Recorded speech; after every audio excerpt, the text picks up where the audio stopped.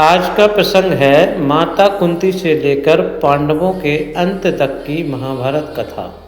नमस्कार भक्तजनों, आज हम सुनने जा रहे हैं एक ऐसी अद्भुत कथा जो धर्म, करुणा, त्याग और नीति का प्रतीक है। माता कुंती से लेकर पांडवों के अंत तक की यह कथा मानव जीवन के हर मोड़ पर सीख देती है कि सच्चा धर्म कभी हारता नहीं और अधर्म का अंत निश्चित है।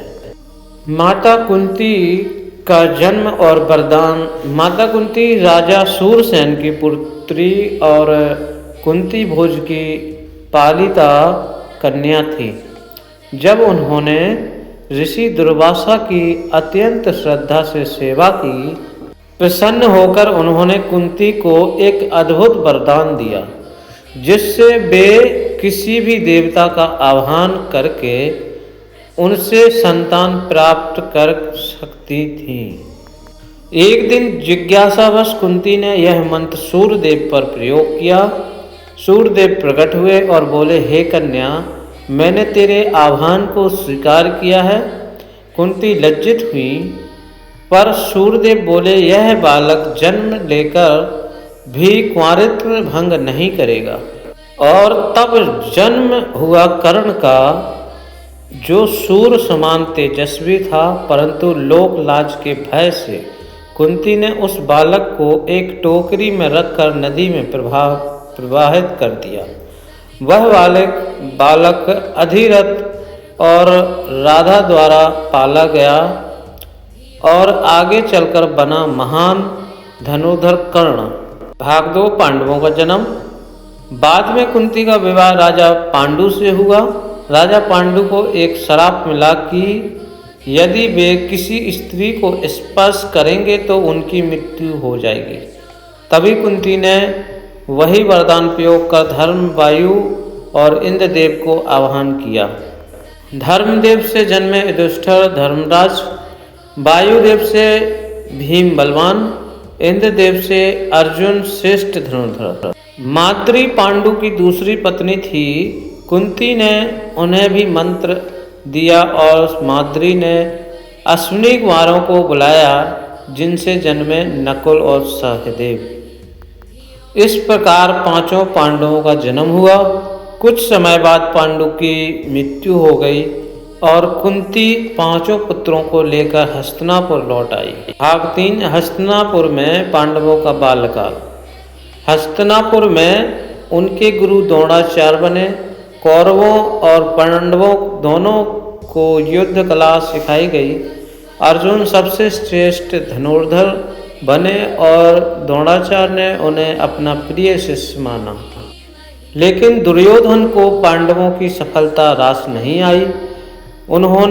उसने कई बार उन्हें मारने की योजना बनाई, जैसे लाक्षागृह में जलाकर मारने का षड्यंत्र, पर भगवान की कृपा से वे बच निकले। भाग 4, द्रौपदी का स्वयंवर।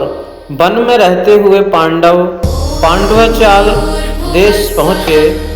वहाँ राजकुमारी द्रौपदी का स्वयंवर था। शर्त थी, जो योद्धा घूमते हुए यंत्र के नेत्र में तीर मारेगा वही द्रौपदी का वरण करेगा। अर्जुन ने ब्राह्मण वेश में वह कार्य पूर्ण किया। द्रौपदी ने उन्हें वर लिया।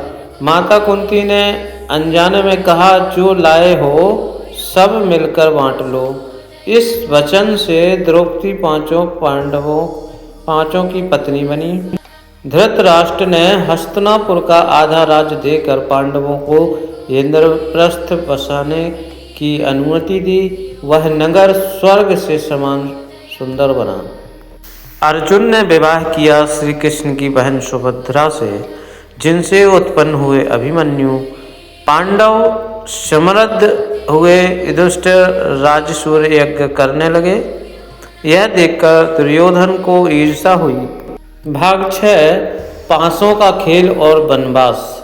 दुर्योधन ने शकुनी मामा की सहायता से पांडवों को छल से हराया। युधिष्ठिर ने सब कुछ हार दिया, राज्य, धन, भाई और अंत में द्रौपदी तक।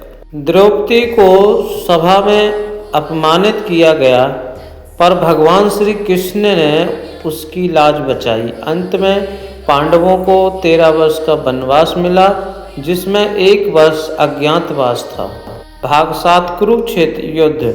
वनवास के बाद जब पांडव लौटे तो दुर्योधन ने राज्य देने से इनकार कर दिया। तब कुरुक्षेत्र का युद्ध हुआ। श्री कृष्ण अर्जुन के सारथी बने और वहीं भगवद गीता का उपदेश दिया। 18 दिनों तक युद्ध चला। भीष्म, द्रोण, कर्ण, अभिमन्यु सभी वीर युद्ध भूमि में गिरे। अंततः अधर्म पर धर्म की विजय हुई। दुर्योधन मारा गया और पांडवों ने राज्य प्राप्त किया।